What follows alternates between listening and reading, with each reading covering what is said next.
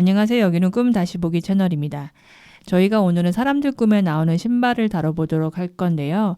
꿈에 신발이 등장했을 때 그 꿈의 맥락에 따라서 이제 다양하게 해석이 될 수 있을 텐데, 오늘은 특히 어느 공간에서 나가려고 할 때 신발이 없는 경우에 대해서 중점적으로 살펴보도록 하겠습니다. 저희의 상상으로 풀어보겠습니다. 신발 꿈의 핵심은 정체성에 대한 고민이라는 것입니다. 사회적 정체성에서 혼란과 갈등을 겪는 것인데, 사회 속 일원으로서 자신은 누구이며 어떻게 존재해야 하는지 혹은 어떻게 존재할 것인지 갈피를 잡는 데 어려움을 겪을 때 신발 꿈을 꿉니다.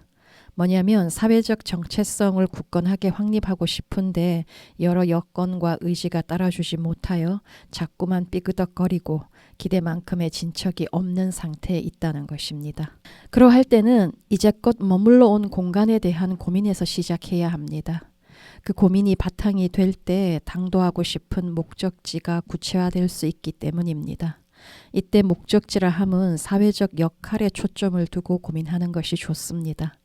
그러니까 이제껏 주로 해오던 역할에는 무엇이 있었고 앞으로 살아내고 싶은 새로운 역할에는 무엇이 있는지를 고민해야 합니다. 이제껏 머물러 온 것을 떠나기 위해 직업 변화나 역할 변화를 꾀하는 이들은 허다합니다. 개인의 선택과 의지가 보장되는 사회인 만큼 삶의 질을 높이기 위한 노력은 쉴 새 없이 계속되기 때문입니다. 사회생활을 지속하는 이상 사회적 정체성 확립에 대한 고민은 계속될 수밖에 없다는 뜻입니다. 그럼에도 자신의 욕구와 욕망을 정확히 이해하여 그에 부합하는 노력을 쏟는다면 사회에서 새로운 역할에 안착할 가능성은 높아집니다. 살다 보면 이제껏 해오던 사회적 역할에 변화의 바람이 부는 때에 맞닥뜨리기 마련입니다. 그 바람은 미풍일 수도 있고 강풍일 수도 있으며 태풍이나 회오리 바람에 휩쓸리는 경험도 할 수 있습니다. 환경의 압박과 요구에 의해 강제로 역할 변화를 수용해야 할 수도 있고 자신의 의지에 따라 역할 변화를 주도할 수도 있습니다. 어느 경우든 쉽지 않습니다.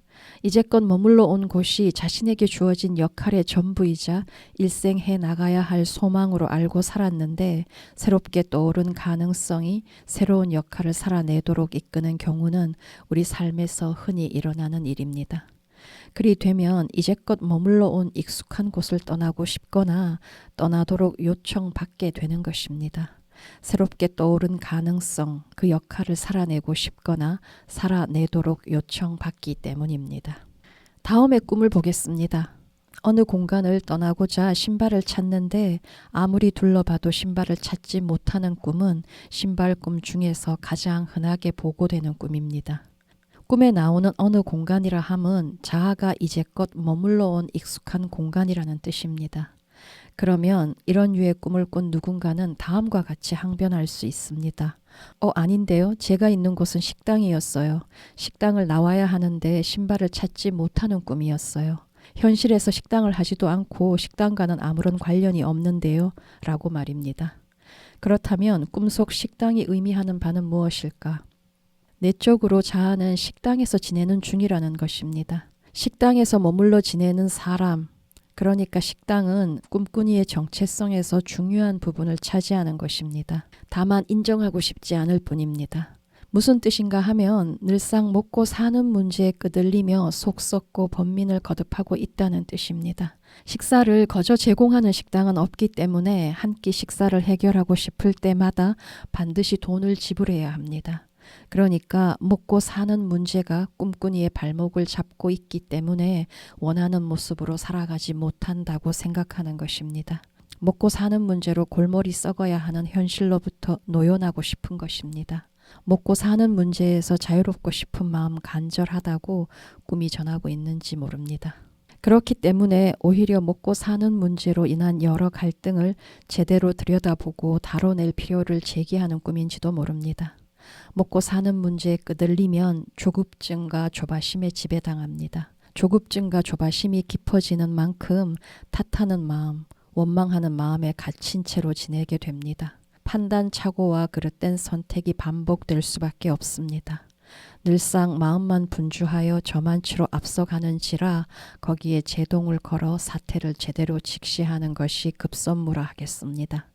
그 작업이 가능할 때만 이제껏 해오던 역할에 대한 점검도 가능할 것입니다.